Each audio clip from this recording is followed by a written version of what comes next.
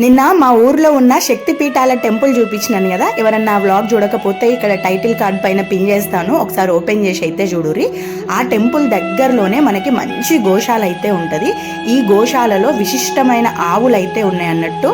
లక్షలలో ఒక ఆవు అయితే ఉంటదట ఇలాంటివి. ఇక్కడ దాక్షి దాన పెడుతున్నాడు కదా, ఇది వచ్చేసి పుంగనూరు జాతికి చెందిన శ్యామ కపిల అన్నమాట. అంటే మొత్తం కూడా నలుపు రంగులోనే ఉంటది, కనురెప్పల నుంచి గిట్టెల వరకు కూడా. సో పక్కనే ఉన్న తెల్ల ఉంది కదా, అది శ్వేత కపిలము, దాన్నే కామధేను అంటారట. ఇక్కడ గోల్డెన్ కలర్ లో ఉంది కదా, ఇది వచ్చేసి స్వర్ణ కపిల.